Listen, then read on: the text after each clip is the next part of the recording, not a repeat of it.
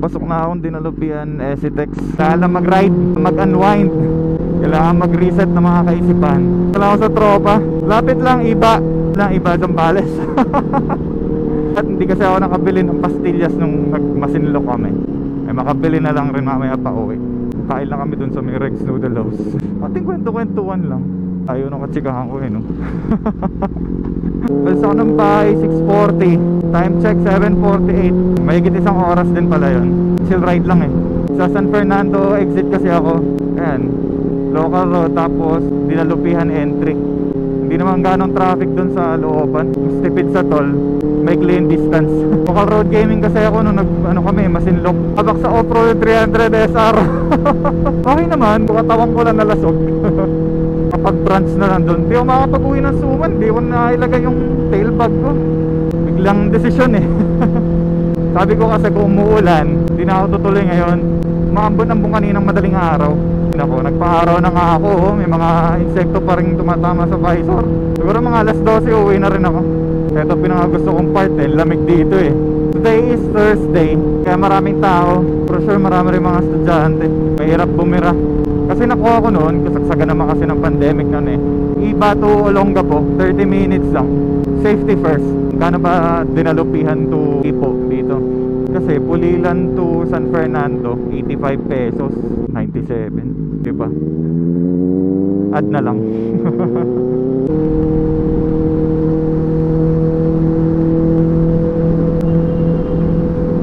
Mabomba sana ako, kaya lang naiya ako kasi nauna yung busina nung nakakotse. Pagalian na nila yun eh, dadaan ng tunnel mong busina. Baka kasi isipin, papabomba.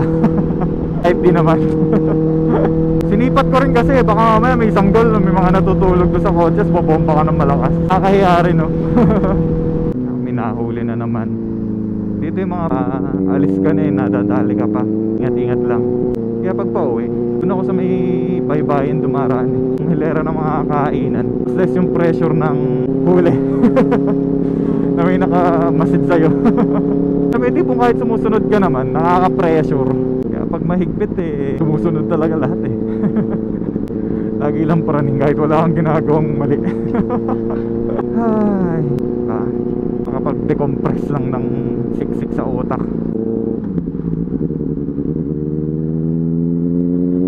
O diba, tila lahat. Walang nangangain dito para mag-U-turn. Ginawa ng ano rito, traffic light. Ito yung isa sa maraming nauuli. Based on experience din yun. Kaya nga may pullover area. Yun, may nasampulan na naman. Basta ang kailangan naman mag full stop. First stop, first to go. Pero may tatawid, syempre giveaway. Hinto. Then go.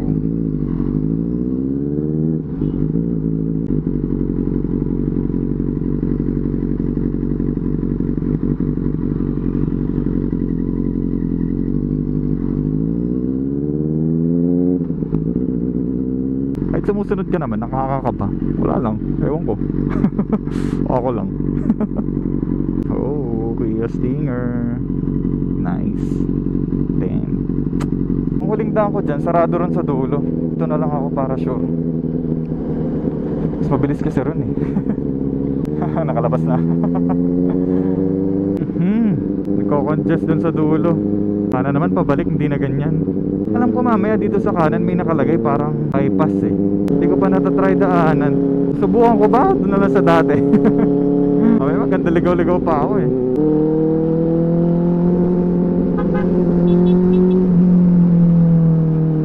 Thank you sir.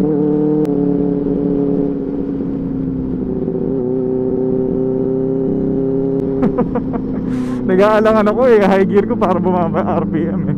Patingin sila sa akin. Chill na lang muna, sa looban naman tayo. Wala namang hinahabol na oras. You know. Welcome to Subic, Zambales. Use bypass road. Try ko nga, turn right. No business in Subic Municipality. Use this bypass road. Sabi ba na sa dati na lang dumaan, tapos dito rin lumigo. Saan kaya labas na ito?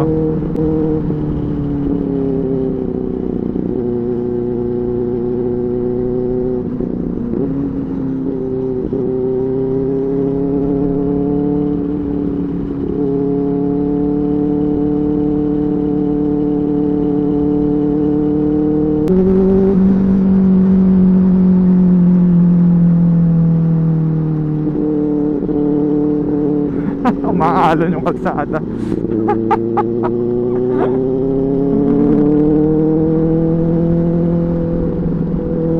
Ito na nga ba sinasabi ko eh. Dapat nag-bladder break na ako doon sa may total eh. Kalog dito, puno-puno na yung pantog ko.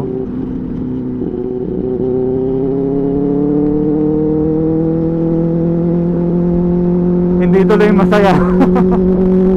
Amoy nature ah. Amoy tayo ng kambing. Hanggang sa ngayon, hindi ko pa rin nalalagyan yung grip dito sa gilid eh. Anong tinanggal ko eh, hindi ko na naibalik eh. Sobrang halaga talaga nun sa kurbahan. Labas na ito. Ang mas mabilis pa dun sa main road ah.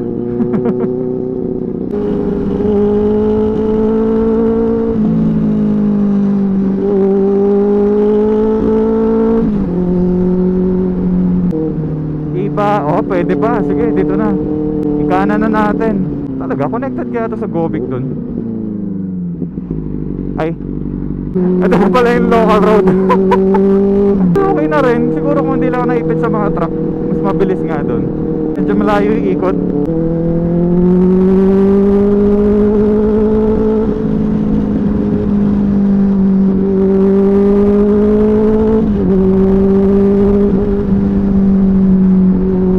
Eh, natatakot mo-overtake.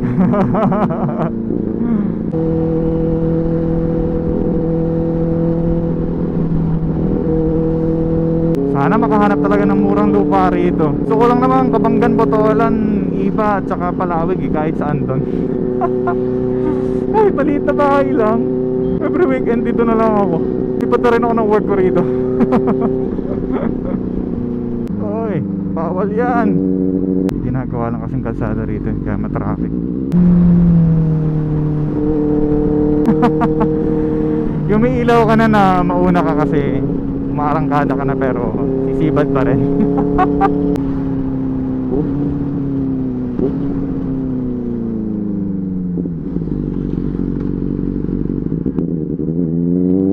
Kopi Kubo. At wala na dun sa Palawig.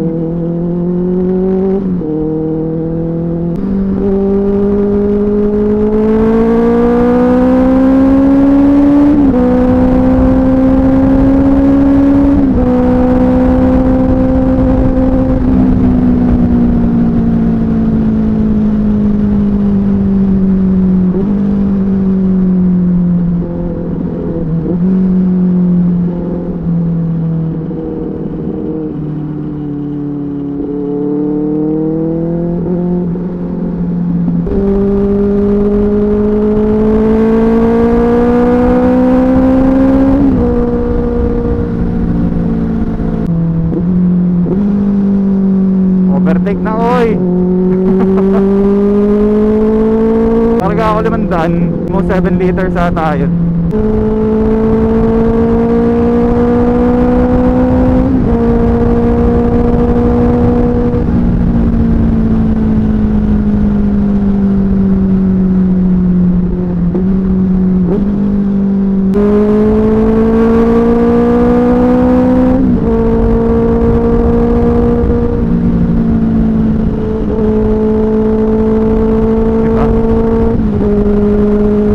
Makinis na kalsada rito.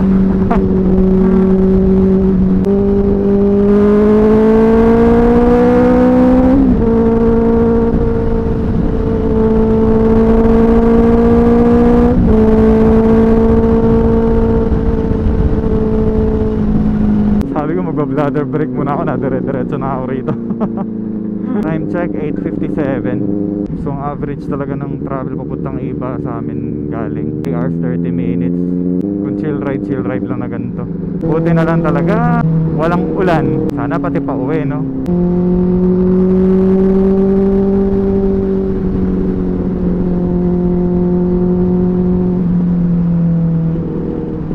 Oh, oh. ulan, manuyo yung ilog na malahar, dagat.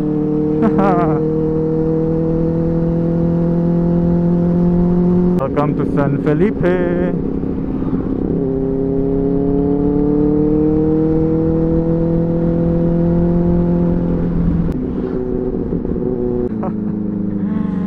Slow down when doggies are around.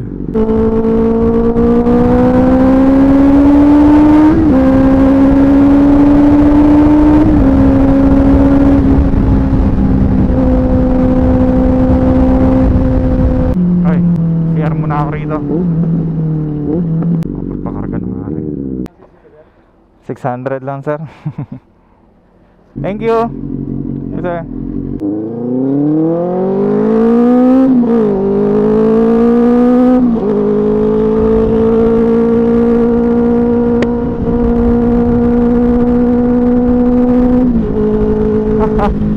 Ladder break na rin ako at nag-update na ako sa tropa. 9:21 na. At least kasi every 2 hours talaga nagbabatak ng ugat-ugat eh. Pakarga ulit ako 500. Dito naka 8 liters ako. Mas mura ng konti rito. Abot na siguro yan pa uwi, no?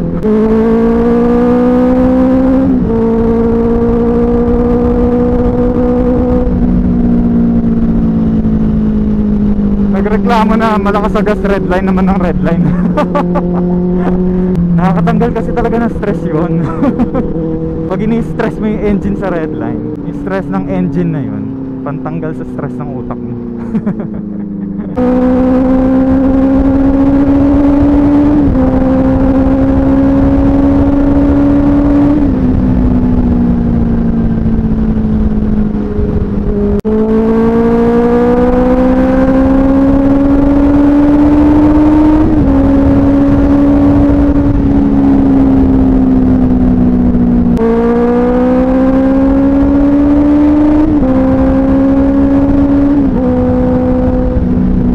Nasa klase na yung mga estudyante, hindi ka makaka-andar ng mabilis-bilis eh.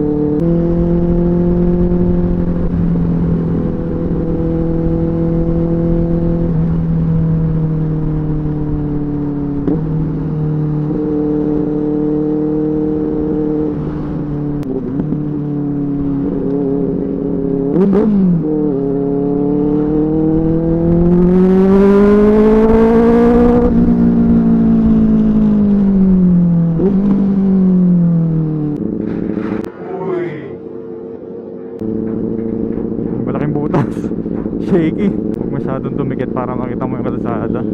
Wala akong lalagyan. Ito yung public market eh. Diyan ang Suman. In the way Eco Park. Tama ba yung big gas ko? Sabi ni boss, punta raw namin yung Bagsid Trip eh. Parang wala na akong energy doon. Nung ako pumasok, labas ako doon sa kabila. Toilets Food House. Sarado ah. Message ko muna si boss you.